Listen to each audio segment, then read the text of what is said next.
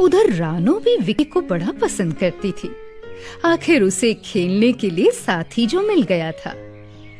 दोनों बच्चे आपस में घुल मिलकर अक्सर खेला करते थे गुड्डे गुडियों के साथ। उनका इस तरह से साथ साथ में खेलना सतीश को नहीं भा रहा था। एक दिन उसने गुस्से में आकर अपने बेटे से कहा, बेटा विक्की, रानो मेरे मालिक की लड़की है। उसके साथ खेलते हुए अगर मालिक हमें देख लेंगे तो मुझे नौकरी से निकाल देंगे। तू समझ रहा है कुछ? जाकर घर में अपनी मम्मी का हाथ बटा और खबरदार जो यहाँ आया वापस। ये बात सुनकर विकी तो घर लौट गया, लेकिन अगले दिन से रानो का मन बोझल हो गया। वो विकी को ना पाकर बेचैन होने लगी। अचानक उसने एक दिन गार्ड अंकल से पूछ ही लिया, गार्ड अंकल, विक्की क्यों नहीं आता आजकल मुझसे खेलने? पहले तो अक्सर आया करता था। हाँ रानो, वो जरा अपनी माँ के साथ उसका काम में हाथ बटा रहा है। वो उसे काम में जो लगा देती है सुबह सुबह। मगर फिर भी अंकल, वो मेरे साथ खेलते हुए कितना अच्छा लगता था। उसकी मुस्कुराहट बड़ी अच्छी लगती थी मुझे। उसे भेजा करो ना खेलने के लिए। रानो, अब खेलने का वक्त खत्म हो गया है। चलो अंदर जाकर पढ़ाई करो। चलो। सतीश, मेरी बेटी तुमसे क्या कह रही थी? साहब जी, वो मेरे लड़के विकी के बारे में कुछ पूछ रही थी। देखो सतीश, मेरी बेटी बहुत भोली है। तुम अपने बेटे को यहाँ मत भेजना, समझ गए? ये कोई अखाड़ा नहीं है खेलने का, जहाँ बाहर के बच्चे आकर खेला करेंगे रोज दिन। तुम आखिर मेरे सिक्योरिटी गार्ड हो। तुम्हारा काम है मेरे घर की सिक्योरिटी करना, ना कि अपने बच्चों को मेरे बच्चों के साथ खिलाना। जाओ अब यहाँ से। जी मालिक, आज के बाद मेरा बेटा कभी नजर नहीं आएगा आपके घर में। समय बीतता गया। रानो और विक्की अब बड़े हो गए थे। दोनों साथ साथ स्कूल जाते थे पढ़ने के लिए। हालांकि दोनों के ही परिवार वाले उनके प्रेम को नापसंद करते थे, मगर प्रेम का बीज जब पनप जाए फिर वो किसी की नहीं सुनता। दोनों ने अब छिप छिप कर मिलना शुरू किया। एक दिन रानो विक्की से बोली, विक्की, तुम मुझे बहुत अच्छे लगते हो। क्या करूं, तुम्हारे बिना मन ही नहीं लगता मेरा घर में। तुम भी तो मुझे बहुत अच्छी लगती हो। हमारे घर वालों को हमारा यूं मिलना पसंद नहीं है। वो हमारे इस प्यार से नफरत करते हैं रानो। बहुत फर्क है ना हम दोनों के घर वालों में। तुम अमीर हो और मेरे घर वाले गरीब हैं। मेरे पापा तो तुम्हारे पापा के यहाँ नौकरी करते हैं बस। अगर तुम्हारे पापा ने हमें साथ देख लिया तब जाने क्या कर देंगे। नहीं विक्की, तुम मेरे पापा से क्यों डरते हो इतना? मेरा विश्वास करो, मेरे पापा जैसे दिखते हैं वैसे बिल्कुल नहीं है। नहीं रानो, जब मैं छोटा था तो तुम्हारी प्यार की वजह से जाने कितनी बार मैंने मार खाई अपने पिता से। अब डर लगता है कहीं नजर ना लग जाए हमारे प्यार को रानो। कुछ करना होगा। और वाकई नजर लग गई उनके प्यार को। जैसे ही स्कूल से पास आउट हुए कि रानो की शादी उसके पिता ने एक अमीर प्रतिष्ठित परिवार में तय कर दी। रानो को भी एक अमीर घराने की बहू बनने में गर्व महसूस हो रहा था। अब तो उसके पांव धरती पर न पड़ते थे।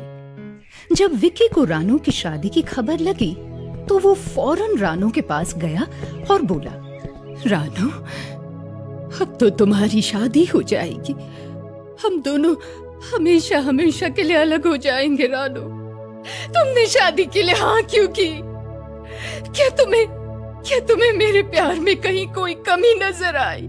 ऐसी बात नहीं है विक्की, हमारी इज्जत का सवाल है विक्की, जरा कुछ तो सोचो। Please please Vicky, I promise मैं शादी के बाद तुमसे जरूर मिला करूंगी। जब बोलोगे तब मिलूंगी, मगर मुझे शादी के लिए मना मत करो विक्की।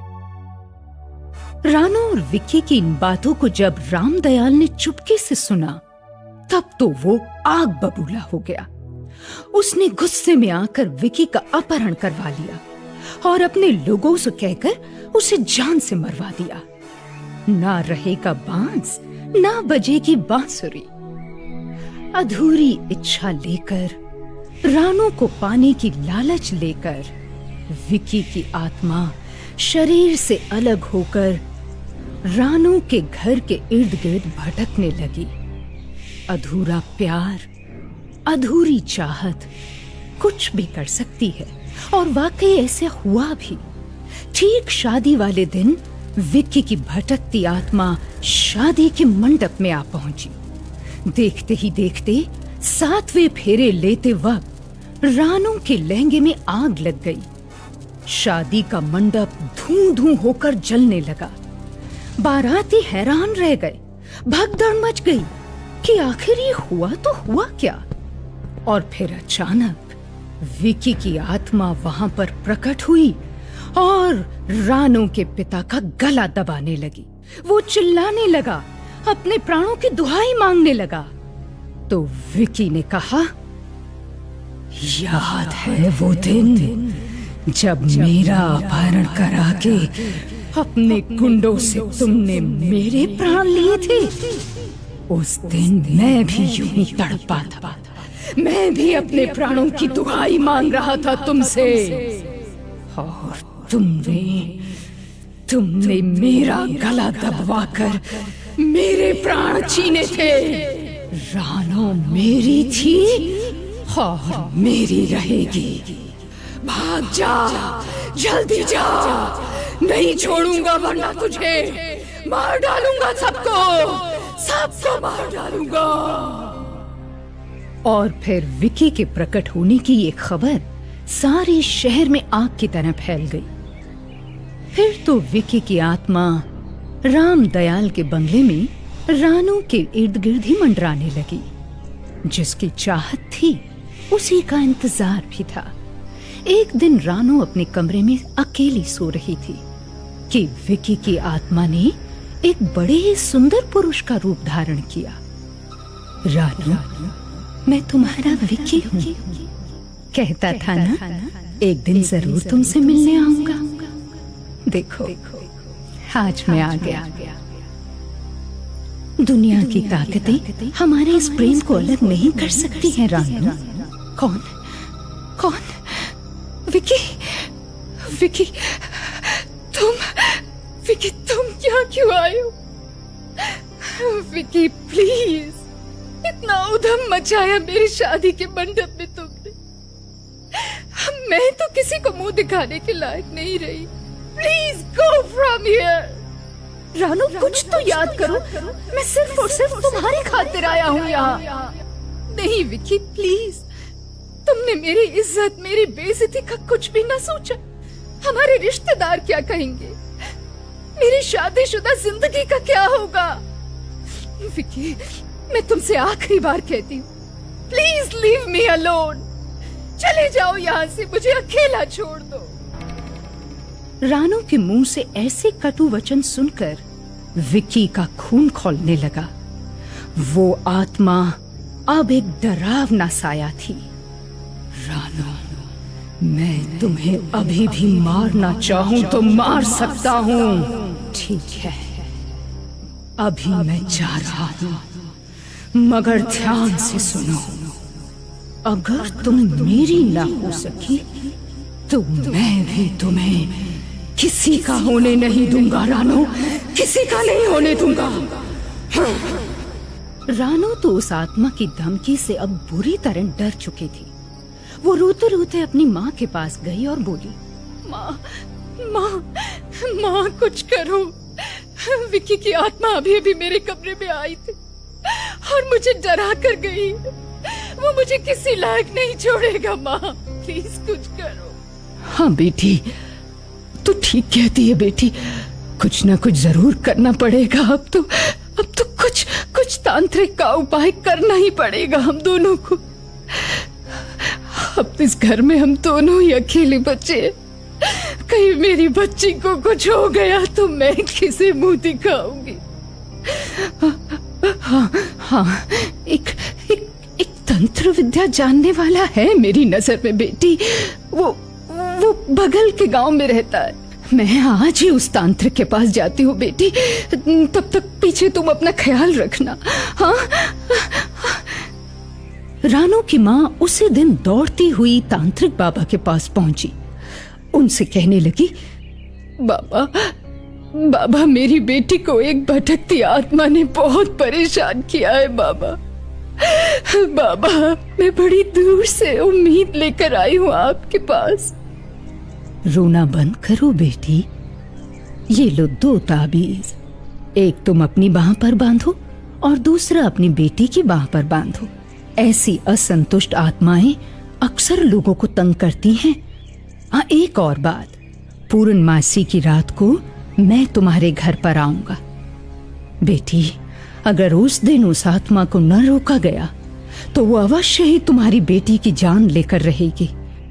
तांत्रिक बाबा की बातों को सुनकर रानू की माँ फौरन ताबीज लेकर घर आई। एक अपनी बाह पर बांधा और दूसरा अपनी बेटी की बाह पर। देखते ही देखते पूर्णिमा का दिन भी आ पहुंचा और विकी की आत्मा अपनी प्रियतमा को पाने के लिए रानू के घर आ पहुंची। आधी रात के समय तांत्रिक भी वहां मौजूद थे। जब विकी की आत्मा ने तांत्रिक को रानू के पास पाया तो वो बुरी तरह घबरा गई। वो डर के मारे बोलने लगी, ये ताबीज जो तूने इसके बाह पर बंधवाया है, हटा इसकी बाह से। जल्दी कर, मेरे पास वक्त कम है। आज मैं अपनी प्रियतमा को पाकर ही रहूंगा। इतना देखते ही तांत्रिक ने फौरन अपने झोले से भभूत निकाली और उसे उस आत्मा के ऊपर 4-5 बार तेजी से छटका। उस भभूत के पड़ने से विक्की की आत्मा छटपटाने लगी। वो मुक्ति का द्वार खोज रही थी। आखिर उसका अंत नजदीक था। छोड़ो मुझे क्यों कैद कर लिया? छोड़ो, मैं अपनी प्रियतमा को लेने आया हूँ और उसे लेकर ही जाऊंगा। नहीं, हटाओ ये भभूत मेरे शरीर से।